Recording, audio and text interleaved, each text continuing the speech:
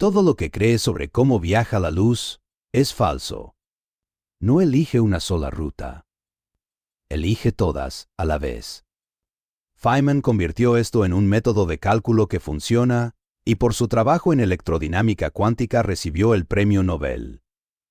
Y aún así, lo decía sin rodeos, podemos calcular con una precisión absurda y describir los mecanismos dentro de la teoría, pero el último por qué esta ley de la naturaleza, y no otra, sigue abierto.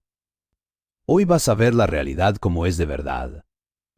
Más extraña que cualquier ciencia ficción. Sin fórmulas. Solo lo que la física sabe calcular y comprobar, aunque el porqué profundo siga siendo un misterio. Porque la luz no es lo que tú ves. Lo que perciben tus ojos, esos colores vivos, esas formas nítidas, ese mundo que parece sólido y real cada día, es una interpretación. Una construcción compleja de tu cerebro. Un cuadro en el que has creído toda la vida sin cuestionarlo una sola vez. Y lo peor no es eso. Lo realmente inquietante es que el descubrimiento de Feynman sobre cómo funciona la luz, de verdad, es tan raro, tan absurdo, o en contrario a tu intuición, que ni siquiera los mejores físicos del mundo pueden explicar por qué funciona así. Solo saben que funciona. Las matemáticas funcionan perfecto. Pero la razón profunda, nadie la sabe. Ninguno. En todo el planeta Tierra. Y para que sientas lo extraño que es esto, vamos a empezar con algo que casi seguro tienes al lado ahora mismo. La pantalla del móvil, la lente de unas gafas o una ventana. Mira al vidrio en ángulo y aparece un brillo. Y si tienes gafas con recubrimiento antirreflejo, ya llevas en la cara un experimento finísimo de interferencia de luz. Vamos con lo simple. Toma una lámina de vidrio normal como una pantalla o un cristal de ventana y apunta un haz de luz hacia ella. ¿Qué pasa? Lo primero que se te ocurre, gran parte de la luz atraviesa el vidrio. Claro, por eso las ventanas son transparentes. Por eso puedes ver a través. Por eso entra la luz del sol en tu habitación. Pero no toda la luz entra. Una pequeña parte se refleja de vuelta. Si miras la ventana con el ángulo correcto, puedes ver tu reflejo. ¿Cuánta luz se refleja? Aproximadamente un 4%. 4 de cada 100 fotones que llegan al vidrio rebotan hacia atrás. Los otros 96 atraviesan el vidrio y siguen su camino. Parece simple, ¿no? Unos se reflejan, la mayoría pasa. Física básica. ¿Dónde está el misterio? El misterio es este. ¿Cómo decide cada fotón, uno por uno, si se refleja o atraviesa? Piénsalo con calma. Todos los fotones de luz son idénticos. Idénticos en todo sentido medible. No hay fotones más pesados y fotones más ligeros. No hay fotones más rápidos y más lentos. No hay fotones IQ y pi con privilegios y fotones de clase económica obligados a rebotar. Son idénticos a todos los efectos. Llegan al vidrio en condiciones indistinguibles. Misma dirección. Misma energía. Misma frecuencia. Mismo todo. No hay ninguna diferencia detectable entre un fotón y otro. Y aún así, 4 de cada 100 se reflejan. Y 96 pasan. ¿Por qué esos 4? ¿Por qué no otros 4? ¿Qué tienen de especial? ¿Hay algo en ellos que no podemos detectar? ¿Cómo sabe el fotón número 47 que le toca reflejarse, mientras el fotón número 48, justo detrás, tiene que atravesar? La respuesta que tu intuición quiere darte es clara. Debe haber algo distinto en ellos. Algo oculto. Variables escondidas, propiedades secretas que determinan el comportamiento. Esa respuesta es falsa. Totalmente falsa. Why demonstrablemente falsa. No hay nada distinto. Son realmente idénticos en el sentido más profundo posible. Y aún así se comportan distinto. La naturaleza lanza dados cuánticos. 4 de cada 100 veces sale reflejar y 96 veces sale a atravesar. Pero esto solo es el comienzo. Porque después se pone mucho más raro. Imagina que pones una segunda superficie de vidrio detrás de la primera. Ahora tienes un vidrio con dos caras. La luz entra por la cara frontal, viaja dentro del vidrio y sale por la cara trasera. ¿Cuánta luz se refleja en total? Si la primera cara refleja 4% y la segunda también 4%, sería 8%. 4 más 4. No. La respuesta no es tan simple. Y aquí viene lo verdaderamente extraño. Depende del grosor del vidrio. Si el vidrio tiene un grosor exacto, muy concreto, la reflexión total puede ser 0. 0%. Toda la luz atraviesa. Ni un solo fotón se refleja. Y si el vidrio tiene otro grosor, la reflexión puede ser 16%, 4 veces más que con una sola superficie. Y entre esos extremos, según el grosor exacto, la reflexión puede ser cualquier valor entre 0% y 16%. ¿Cómo es posible? ¿Cómo puede la segunda cara, la de atrás, influir en lo que hace un fotón cuando llega a la primera cara? El fotón todavía no ha llegado a la segunda cara. Todavía no sabe que existe. ¿Cómo puede algo que está más adelante en el camino afectar una decisión tomada antes de llegar ahí? Parece como si la luz supiera de antemano lo que pasará con la cara trasera, como si el futuro influyera en el pasado. Pero aquí no hace falta ciencia ficción, ni mensajes hacia atrás en el tiempo. Nada más que amplitudes. Dos amplitudes, la de la cara frontal y la de la cara trasera, se suman. En unas condiciones se refuerzan. En otras se anulan. Y tú lo ves como brillo o como transparencia. Aquí es donde entra Richard Feynman.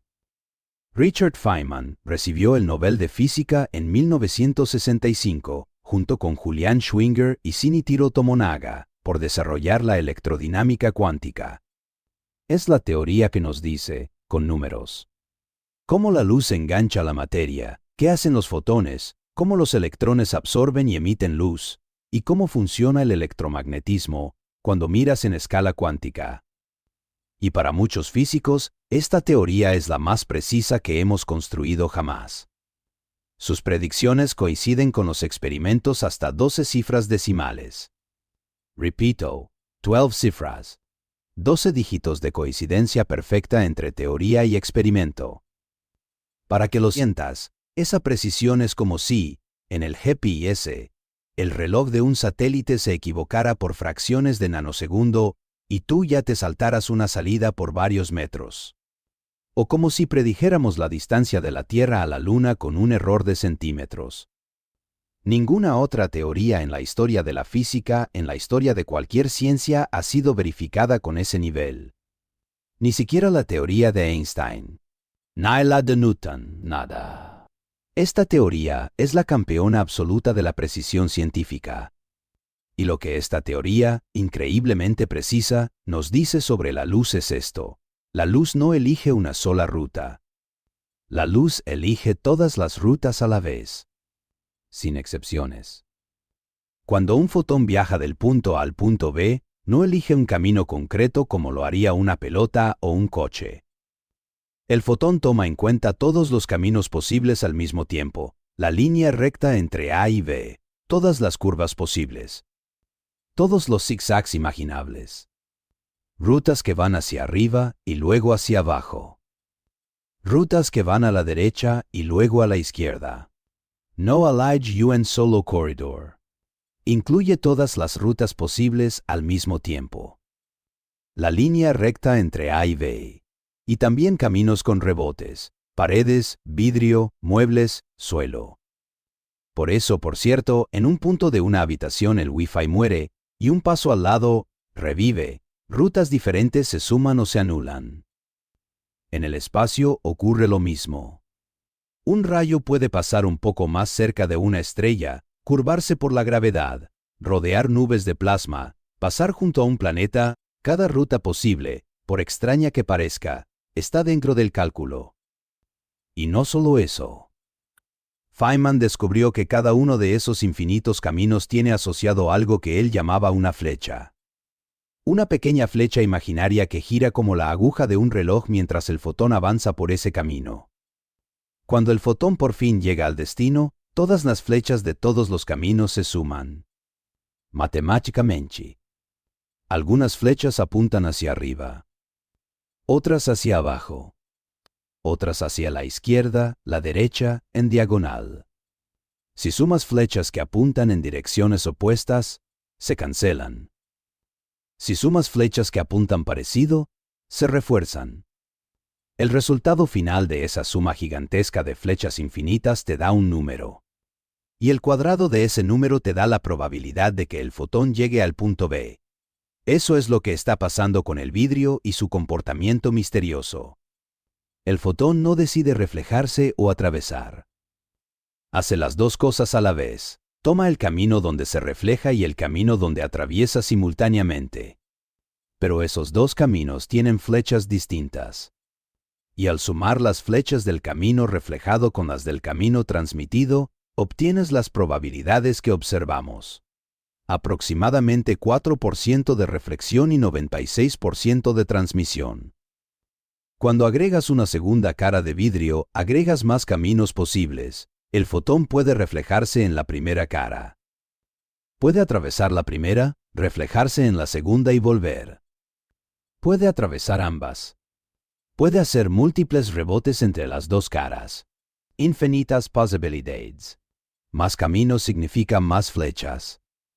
Y dependiendo del grosor exacto del vidrio, esas flechas pueden sumarse de forma constructiva, apuntando más o menos en la misma dirección, y dar más reflexión. O sumarse de forma destructiva, anulándose entre sí, y dar reflexión cero. El fotón no sabe qué hay delante. El fotón está en todas partes a la vez, explorando todos los caminos posibles a través del universo. Y la suma de todas esas flechas infinitas produce el resultado final que observamos. Sé que suena absurdo. Sé que contradice todo lo que tu intuición te grita sobre cómo deberían funcionar las cosas.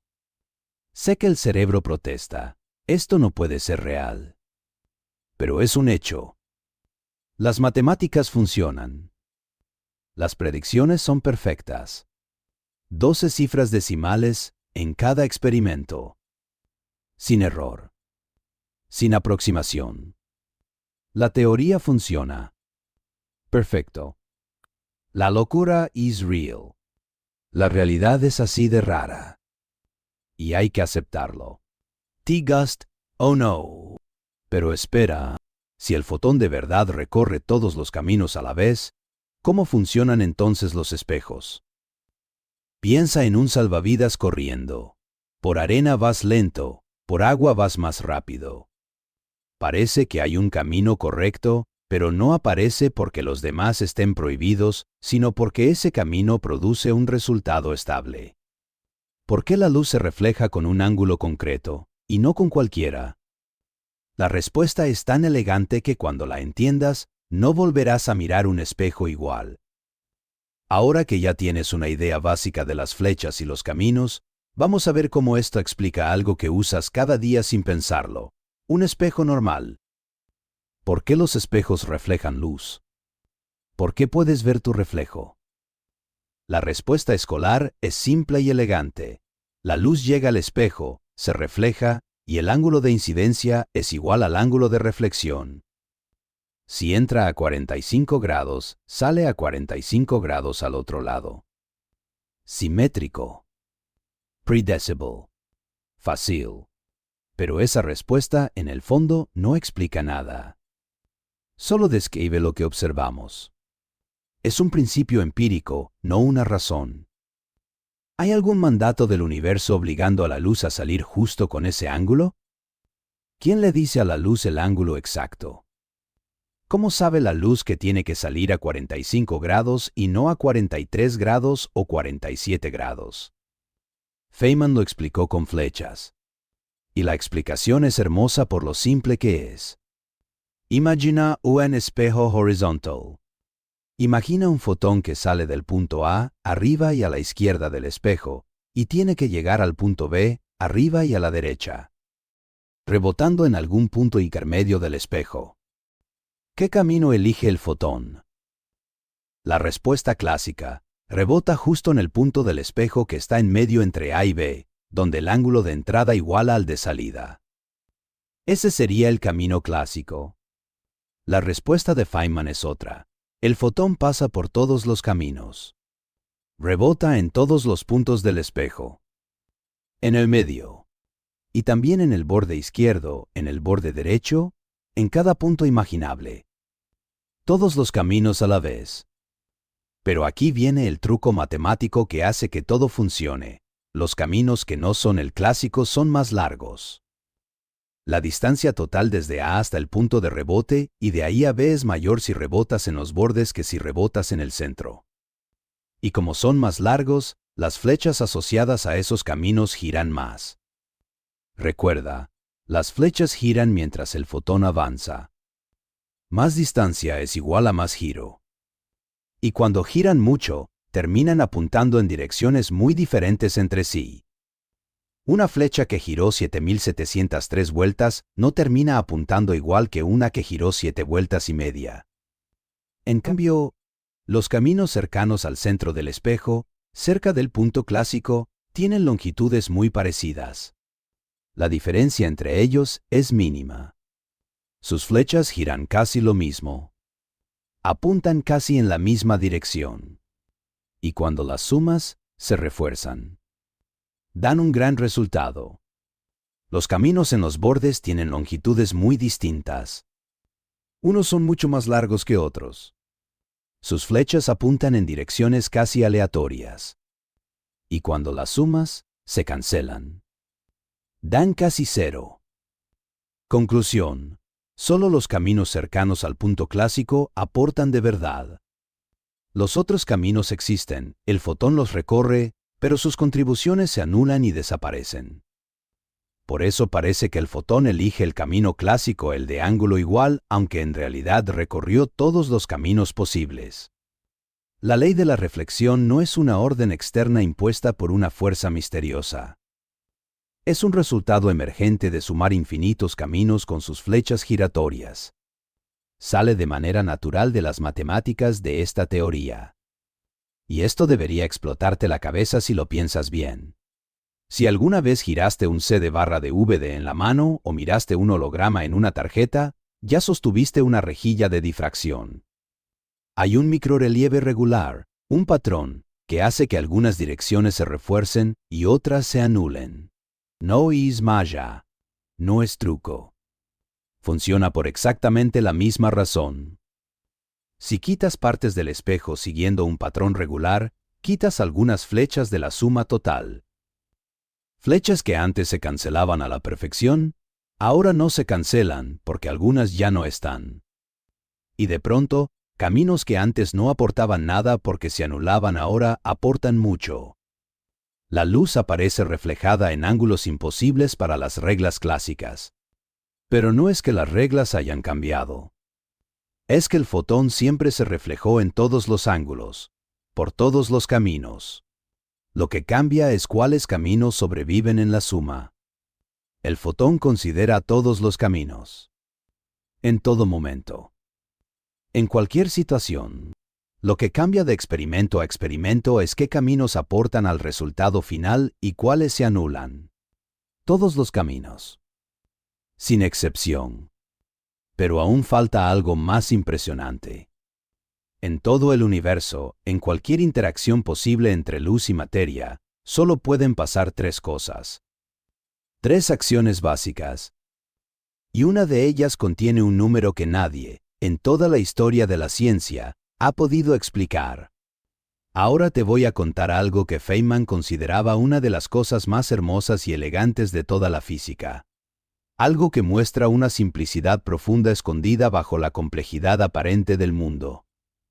En todo el universo, en cada interacción posible entre luz y materia, solo pueden ocurrir 3 cosas. Primera acción: un fotón se mueve de un lugar a otro en el espacio y el tiempo. Segunda acción: un electrón se mueve de un lugar a otro en el espacio y el tiempo. Tercera acción: Un electrón emite un fotón. Eso es todo. La lista completa. No hay una cuarta acción. No hay excepciones especiales. Todo lo que ves a tu alrededor relacionado con luz y electricidad es alguna combinación de esas tres acciones. ¿Por qué el cielo es azul de día? Combinaciones de esas tres acciones. Fotones del Sol viajan, interactúan con electrones en moléculas de la atmósfera, se absorben y se reemiten en distintas direcciones. ¿Por qué el fuego es naranja y amarillo? Lo mismo, electrones en átomos se excitan por el calor y emiten fotones de ciertas frecuencias al bajar a estados de menor energía. ¿Por qué puedes ver tu mano frente a tu cara? Fotones viajan hasta tu mano, interactúan con electrones en tu piel, se reflejan hacia tus ojos, donde otros electrones los absorben y generan señales eléctricas hacia tu cerebro. ¿Por qué el metal brilla? ¿Por qué el agua es transparente? ¿Por qué las hojas son verdes? ¿Por qué el arco iris tiene esos colores en ese orden? ¿Por qué las pantallas pueden mostrar millones de colores? Todo. Sin excepción. Fotones moviéndose. Electrones moviéndose. Electrones absorbiendo o emitiendo fotones. Nada más. Y cada una de esas tres acciones tiene asociado un número, una amplitud, una flecha con cierta magnitud y dirección. El fotón, al moverse de un punto a otro, tiene una flecha cuyo giro depende de la distancia y del tiempo. Más distancia, más giro. El electrón al moverse también tiene su flecha, con reglas propias ligadas a su masa y energía.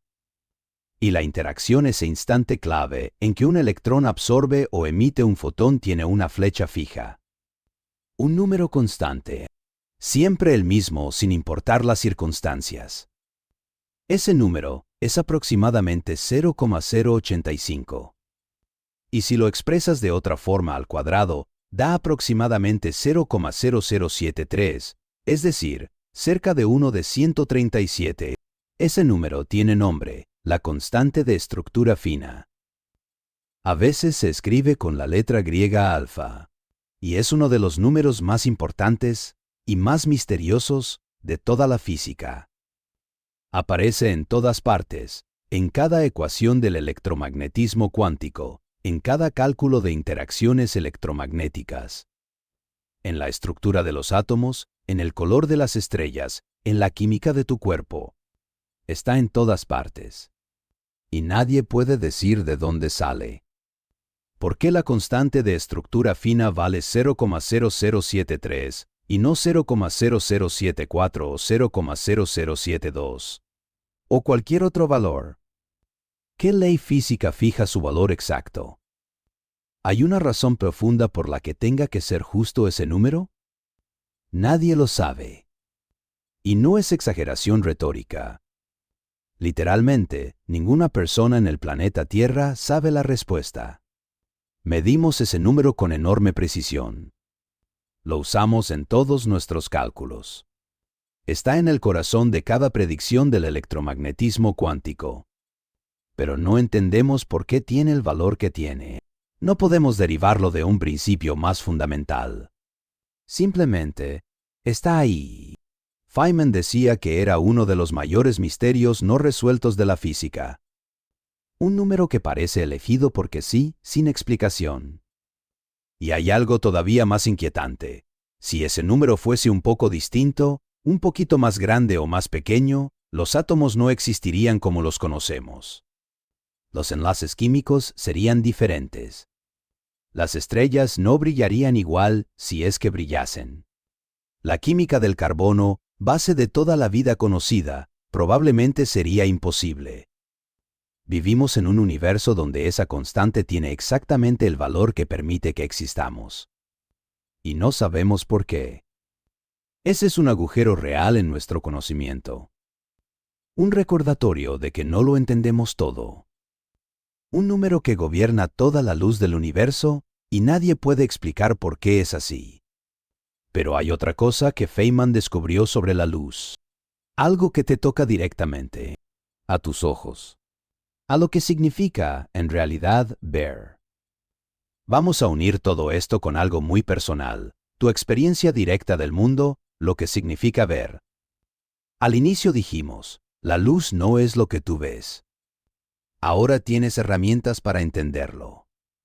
Lo que detectan tus ojos son fotones, pequeñas unidades discretas de energía electromagnética. Viajan por el espacio, entran por tu pupila, pasan por el cristalino y llegan a células especializadas en tu retina, conos y bastones. Cuando un fotón es absorbido por una de esas células, dispara una reacción química que genera una señal eléctrica.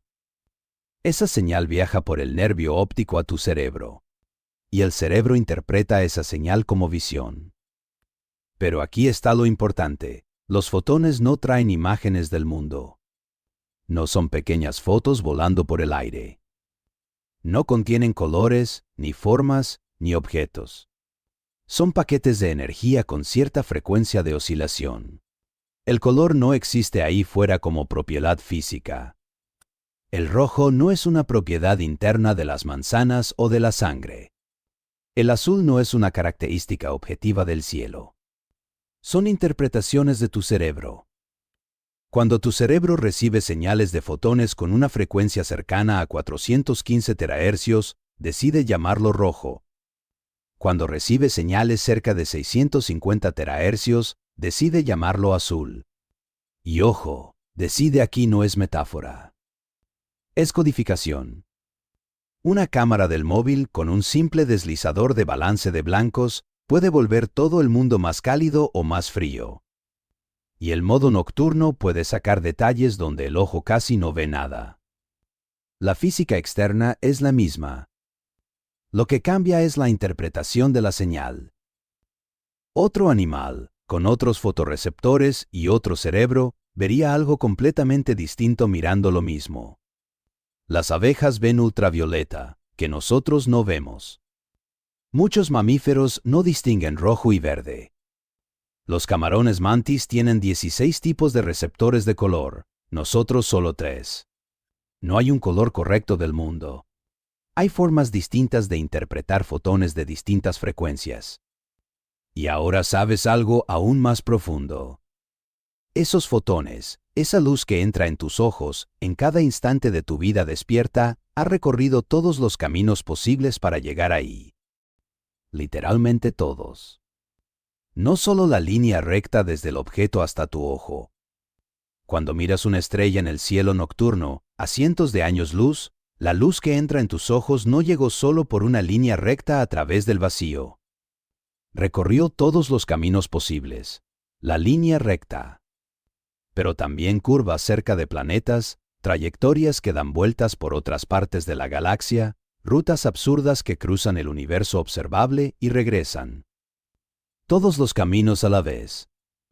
La línea recta es simplemente el camino donde las flechas se suman de forma constructiva en vez de cancelarse. Es el camino que sobrevive en la suma. Pero el fotón, matemáticamente, exploró todo el universo para llegar a tu ojo. En cierto sentido, cuando miras cualquier cosa, estás conectado con todo el espacio entre tú y esa cosa. El fotón en su viaje cuántico estuvo en todas partes a la vez. Y hay otra cosa de la que Feynman hablaba, y que muy poca gente fuera de la física profesional entiende de verdad. En los diagramas de Feynman, herramientas visuales y matemáticas para calcular estas interacciones aparecen rutas donde partículas viajan hacia atrás en el tiempo. Suena a ciencia ficción, pero aquí es lenguaje de cálculo, no viaje literal observado. En cálculos rigurosos de esta teoría, para que todas las sumas funcionen y las predicciones coincidan con el experimento con esas famosas 12 cifras decimales, aparece una interpretación útil. Una antipartícula se comporta como una partícula yendo hacia atrás en el tiempo. Es un lenguaje de diagramas y una forma limpia de escribir sumas de amplitudes. No una promesa de viajar en el tiempo. Lo importante para nosotros es esto. Ese lenguaje produce predicciones que coinciden con el experimento, con esas 12 cifras. Y por eso hay que tomarlo en serio. La realidad, a nivel fundamental, No respeta nuestra intuición sobre el tiempo, el espacio, los caminos correctos. La realidad es más extraña que cualquier ficción que podamos inventar. Más extraña que cualquier ficción. Los fotones exploran todo el universo. Algunos caminos van hacia atrás en el tiempo en el lenguaje del cálculo. Y la constante de estructura fina sigue sin explicación.